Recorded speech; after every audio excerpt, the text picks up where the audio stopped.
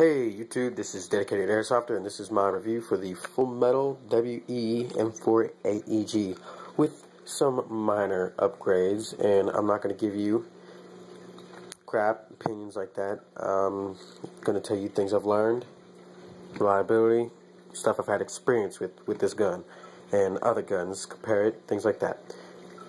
So let's get this over with. This gun is fairly cheap. It's actually dirt cheap for what you get. I don't know why, but WE hit it out of the ballpark with this. Right now on eVike it's only $150, and the quality is right next to VFC as far as everything goes other than gearbox. The gearbox is standard. It just, it doesn't have the self-shimming gears, air seal nozzle, aluminum piston head, but it is not bad at all. It is 8mm metal bushings. It's very reliable. Everything is designed well. Piston head are polymer or polycarbonate, and they're reinforced. Everything's good.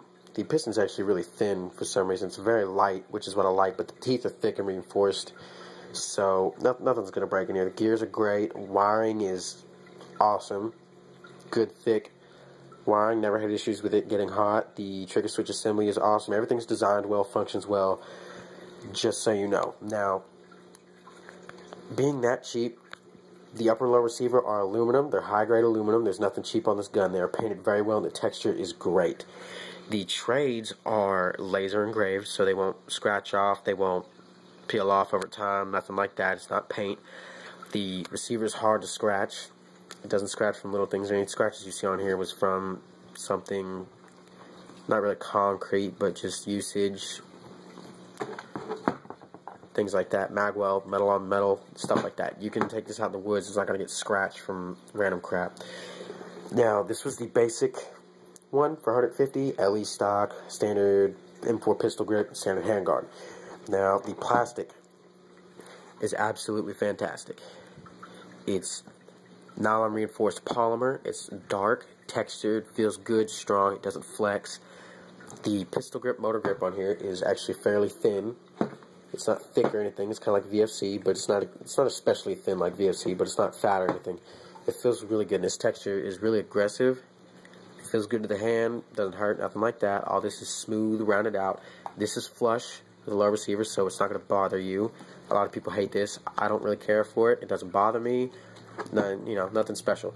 Motor grip also comes with metal heat sink like every other gun, and it has brass inserts for the screws so you won't strip it, which is good for a stock gun, especially this price. Let me put this cap down. Now, I just noticed, but see, heat, let me let that focus. It actually does have holes in it where the motor can breathe, where some of the heat, hot air can get out. I just noticed because it's at an angle and they're kind of hidden a little bit. When you look at it like normal, you don't really see that. But, yeah, so I like this. And the motor height adjustment's kind of like KWA. There's just one little brass screw in the middle. It's good, well designed. Now, handguard feels awesome. No wobble. I actually like it a lot, but I'll still be replacing it with a Magpul MOE handguard. I'm going for just a Magpul externals kind of thing. Not a body. I'm leaving the body. Like it a lot. This gun also has a functioning bolt catch. And before I check that out, select switch clicks into place very nicely.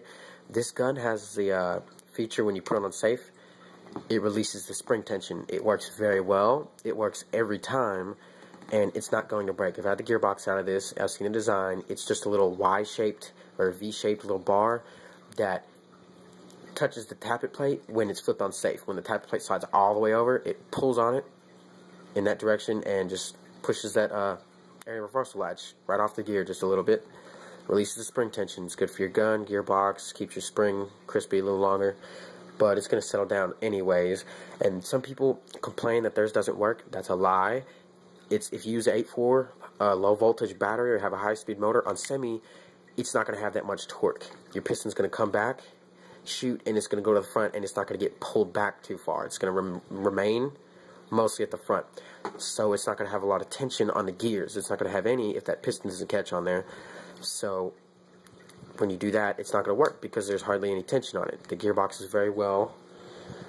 It's great, 8mm bushing. So anyways, like I've used a LiPo high-speed motor. Every time I put it on safe from semi, it does a spring tension release because, you know, high-speed motor, high-torque motor, pulls the piston back a little bit.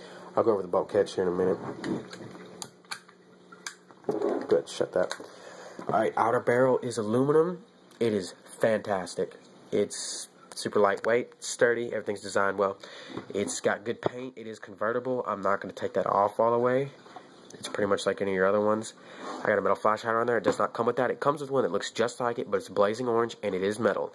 And there's no screw, there's no pin in it. All you have to do is basically all I did was put really hot water in a cup. I put the barrel on the end of it for a while, till it got, you know, absorbed most of the heat, put a rag on it, some pliers, and it came right off, and there was just black glue under it. No pins, nothing hard like that. You just gotta work a little bit. It's fairly easy for most of them. Front sights, adjustable. Elevation, rear sights, adjustable for windage and elevation, but it's the standard carrying handle thing, and it's actually metal too. They made it out of aluminum, which is great, but I, you know, got my red dot Magpul sight on here. Alright. Bolt catch. Flip this over. I like that the dust cover and the little parts of the gun are this grayish metal color, which means they are steel. But I have not had any issues with any steel on this gun, like rusting, like kind of like GMP's body pins do that. These don't. So this thing locks in place, easy, stays there every single time, doesn't bump open, things like that. It functions well. Pull this. Bolt catch. Bam. Works pretty good. I like the look of that. It's black. This doesn't have much play in it. It barely moves, and it works every time, so you don't have to worry about that. And just like I've had a couple of these happen, like the last one that happened to me was a Classic Army. This thing broke. The little tooth, it snapped off like right there, broke. This is made of stronger metal because it gets used a lot. It has a really stiff spring behind it, so it actually holds this there. But if you were to press it, there's enough spring tension to keep it all the way forward. It's not that your spring's stretched out. That's really stiff, which is good because it lasts a long time. Now, buffer tube on this gun. This is a Real Steel design buffer tube, but it's not Real Steel size. This is a Magpul AEG MOE stock. I took it right off my standard AEG buffer tube, and it fit on here. But you have to loosen this to take this off and take this off. Now, what's cool about this gun is this has like both the Real Steel design buffer tube, where this normally threads into the rear receiver, but it actually doesn't thread into the receiver. It has an adapter inside there that I'll show you in another video, and that's what that Allen screw is right there. You loosen that, and you can slide this whole buffer tube right off, and there's your standard little thing for standard AEG buffer tube stocks, things like that, and it's already cut short for some GMP stocks that require it to be short, things like that. So it's really nice. It comes with that. You can put your normal one on there, or you can keep this one. I like this one because it fits pretty good with my Magpul stock. It wobbles a little bit. And anyways, I mean, Real Steel sling adapters are more expensive than the AEGs, so I don't know. I also like that it's gray. It's functions well. Adds character to the gun, things like that. Now, the only upgrades I have done to this is a Matrix Silent piston head, cylinder head set,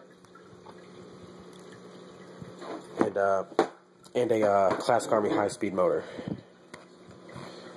Other than that, it's stock. It runs well. It's not going to break anytime soon. It gets a really good air seal stock, and it shoots pretty hard with the standard spring, and I think it's an M110, and it shoots around 400. So I'm pretty satisfied with that. All I did was put a Classic Army motor in here, used a LiPo with it, and I was getting around 25 rounds per second. Stock spring with the silent piston head set, and this thing shoots incredibly hard.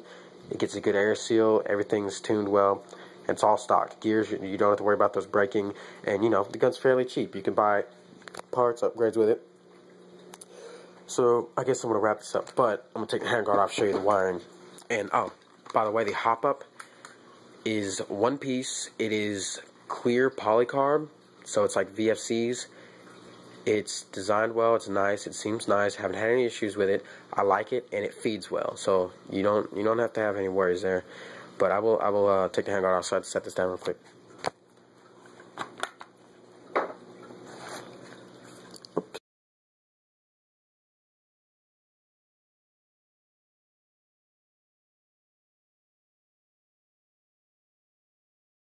capsule thing because it's pretty big, but I just stuff it up in there, tuck it under the gas tube, run it through there. Wiring's real thick. Got these sleeves on here. It comes like this, and if you were to take the upper off of the lower, you don't really have to do anything. You could just pull it. They're pretty stiff. They're good. Don't have to worry about it. I don't know what gauge they are. I haven't really thought about it or looked on the wire. It doesn't say anywhere. And as you can see, the barrel is really thin compared to normal. Thins out through the entire thing. You have plenty of battery space. Imitation gas tube. Now the front sight's awesome also because it's more realistic. It has both the front and rear pins. You actually have to pop out to take it off, which is easy. You can just use a little Phillips head, something, tap it, and they'll slide right out. A little force, and it even has a little one for the gas tube if this stupid thing will focus. And that's what I like. Plastic's good. Delta ring's really good. Pretty stiff spring, but it's not too stiff. Feels really good. This whole gun is designed very well. It is well worth the money I paid for it. The gearbox is awesome, and just for your information, this trigger feels really, really good. You can't feel anything. It's just a really smooth pull. It shoots crispy, safe locks, and it barely moves. It feels really good. Oh, and this gun's very easy to disassemble, even with the bolt catch and release and the what do you call it, a reversal latch thing. It comes apart like a normal gun. It's just there's an extra little lever on the outside of the gearbox. It's really thin, and there's one little screw and a spring on it. It's not going to come apart. You don't have to worry about it. You could take your gearbox, separate it, and you have no issues at all. It's basically like a standard V2. So they designed that pretty well for those of you that don't want to mess with it, and you don't have to. And anyways, I'll be uploading another video on the parts I ordered for this, because there's a pretty long list. I ordered about $400 worth of parts from Evike. Actually $410, and I got it all for $330 because of 20% off. And anyways, I recommend them. This is my review for the WN-M4, and I recommend it to anybody. It's great. See you.